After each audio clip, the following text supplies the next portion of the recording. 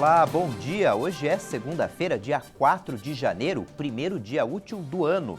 Hoje o estado de São Paulo volta para a fase amarela com menos restrições contra a Covid-19. Comércio e serviços não essenciais voltam a abrir as portas. Você vai ver no Jornal Toda Hora, edição manhã, que a Índia autorizou o uso emergencial de 2 vacinas contra a Covid. O mundo todo já registrou, nesses primeiros 4 dias do ano, 1 milhão de novos casos do novo coronavírus. E você vai ver também que um pedreiro construiu um helicóptero em Mato Grosso do Sul. O Ministério da Saúde informou que o Brasil já passou de 196 mil mortes por Covid-19 desde o início da pandemia. A média móvel aumentou e está em quase 700 mortes por dia. O Brasil registrou em 24 horas 293 mortes por Covid-19. No total, são 196.018 vítimas da doença. Também foram contabilizados mais 17.341 casos de um dia para o outro, chegando a mais de 7.733.000 infectados. A média móvel de mortes em 7 dias no Brasil foi de 698 óbitos por dia. Já a média de casos confirmados no período é de 35.810 novos diagnósticos a cada 24 horas. Isso representa uma variação negativa de 25% em relação aos casos registrados em 2 semanas, o que indica a tendência de queda nos casos. E a análise por estados volta a apontar algumas mudanças. Agora, 8 deles registraram alta: Acre, Alagoas, Amazonas, Pará, Rondônia, Roraima, Sergipe e Tocantins. Outras 13 unidades da federação apresentam estabilidade, ou seja, onde o número de mortes não caiu nem subiu muito. Amapá, Bahia, Distrito Federal, Espírito Santo, Maranhão, Mato Grosso do Sul, Minas Gerais, Paraíba, Piauí, Rio Grande do Norte, Rio Grande do Sul, Rio de Janeiro e São Paulo. E em queda aparecem 6 estados: Ceará, Goiás, Mato Grosso, Paraná, Pernambuco e Santa Catarina. Mais de 6.800.000 pessoas estão recuperadas da doença e quase 725.000 permanecem em acompanhamento. O governo federal proibiu a exportação de seringas e agulhas. Agora esses produtos só podem sair do país com uma autorização especial, já que são usados no combate à Covid-19. Uma lei do ano passado já proibia a exportação de produtos como ventiladores pulmonares e camas hospitalares. 2 vacinas contra a Covid-19 receberam aval do governo da Índia para uso emergencial. Com o anúncio, está aberto o caminho para uma das maiores campanhas de vacinação do planeta. Foram aprovados os imunizantes desenvolvidos pela Aliança Britânica da Universidade de Oxford e AstraZeneca e pela empresa indiana Bharat Biotech. No Twitter, o primeiro-ministro Narendra Modi afirmou que as aprovações são um ponto de virada decisivo para fortalecer uma luta enérgica que acelera o caminho para uma nação mais saudável e livre de Covid-19. Nas ruas de Nova Delhi, capital do país, as pessoas receberam com entusiasmo a notícia. A única questão é com o tipo de população que temos. Não sei quando pessoas como nós, que são saudáveis e não têm comorbidades, em quanto tempo seremos vacinados. Essa é a única preocupação que eu tenho. É uma ótima notícia de ano novo, ter uma vacina aprovada e a esperança de que possamos voltar a ter uma vida normal em breve.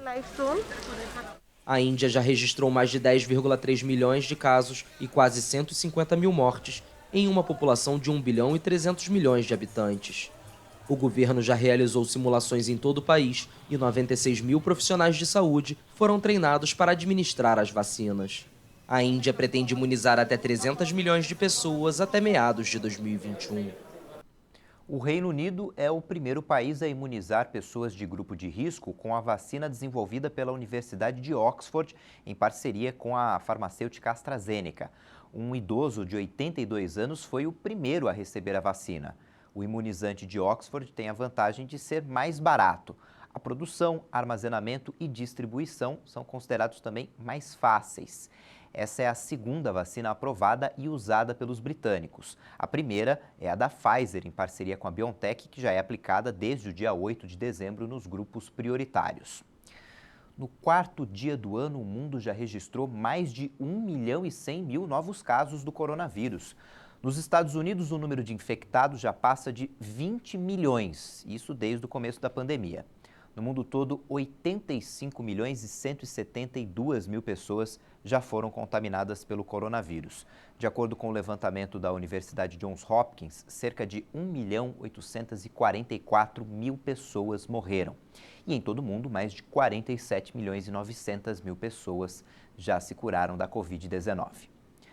No Brasil, como já era esperado, os shoppings registraram no fim de 2020 queda nas vendas na comparação com o ano anterior. As vendas em shoppings caíram 12% neste Natal em relação a 2019, segundo a Abrace, Associação Brasileira do Setor, com a retração no auxílio emergencial, escalada da inflação em diversos setores e incertezas geradas com as frequentes mudanças no funcionamento do comércio, que afetaram o mercado de consumo neste fim de ano. De acordo com o presidente da associação, apesar de negativo, o resultado confirma a resiliência dos shoppings e suas lojas, que chegaram a acumular uma perda de 90% nos primeiros meses de quarentena, mas recuperaram as vendas gradualmente nos meses seguintes. O governo prorrogou a Lei Aldir Blanc, que destina recursos ao setor cultural. O prazo terminaria no dia 31 de dezembro. A MP autoriza o pagamento do benefício com os recursos já aprovados em 2020 e destinados ao cumprimento da lei, mas que ainda não foram utilizados. A Lei Aldir Blanc, promulgada pelo Congresso em agosto, prevê o repasse de 3 bilhões de reais de recursos federais para ações emergenciais do setor cultural em estados e municípios. A lei prevê o pagamento de 3 parcelas de um auxílio emergencial de R$ 600 por mês aos trabalhadores da área cultural, o que vai beneficiar 700 mil pessoas. Está previsto ainda o pagamento de subsídio para manutenção de espaços artísticos e culturais, microempresas e pequenas empresas culturais, cooperativas e organizações comunitárias. O SUS vai receber 220 milhões de reais para um programa de combate à obesidade. Mais da metade dos brasileiros está acima do peso e 40 milhões têm obesidade, que é grave. Entre outras doenças, o excesso de peso pode acometer diabetes e hipertensão. Todo mundo sabe, mas muitos continuam exagerando. E nesta época de pandemia, a ansiedade piorou ainda mais. Por isso, o SUS está recebendo reforço de caixa para programas voltados não apenas ao tratamento, como também à prevenção da obesidade. A defesa do governador afastado do Rio de Janeiro, Wilson Witzel, recorreu da decisão que suspendeu o prazo do processo de impeachment que corre contra ele na Assembleia Legislativa. A decisão foi tomada no fim do ano passado pelo Tribunal Misto, que é formado por desembargadores e deputados estaduais e que analisa o afastamento do político. O Supremo Tribunal Federal tinha decidido que Witzel só prestaria depoimento depois que a delação do ex-secretário Edmar Santos se tornasse pública. A defesa do governador afastado afirma que a decisão do Tribunal Misto de suspender o prazo do impeachment contraria a Constituição, que fixa um período de até 6 meses para o processo. Em 2020, a chamada inflação do aluguel, medida pela Fundação Getúlio Vargas, foi a maior dos últimos 18 anos. O Índice Geral de Preços Mercado, o IGPM, conhecido por reajustar o valor do aluguel, está encerrando o ano de 2020 com alta de 23%. Esse foi o maior avanço do índice desde 2002, quando acumulou alta de 25%. Ao longo deste ano, o IGPM foi pressionado pela desvalorização do real em relação ao dólar e pelo avanço dos preços dos produtos brutos, que podem ser estocados. Entre os 3 componentes do índice, a maior pressão de 2020 foi observada no índice de preço ao produtor amplo, que registrou avanço de 31% no ano. O índice de preço ao consumidor subiu quase 5% e o índice nacional de custo da construção teve alta de cerca de 8%. Em dezembro, a inflação do aluguel baixou e registrou 0,96%. Em novembro, o índice registrou alta de 3,28%. O resultado do último mês do ano foi influenciado por uma queda no preço das matérias-primas. As principais contribuições para este movimento partiram da soja, bovinos e milho. Depois do intervalo tem a previsão do tempo e você vai ver também que em Mato Grosso do Sul um pedreiro construiu o próprio helicóptero. A gente conta essa história daqui a pouco.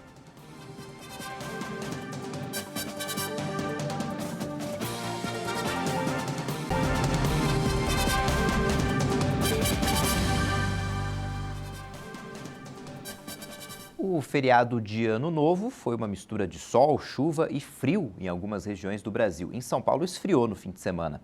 Vamos ver agora como é que fica o tempo para hoje em todo o país.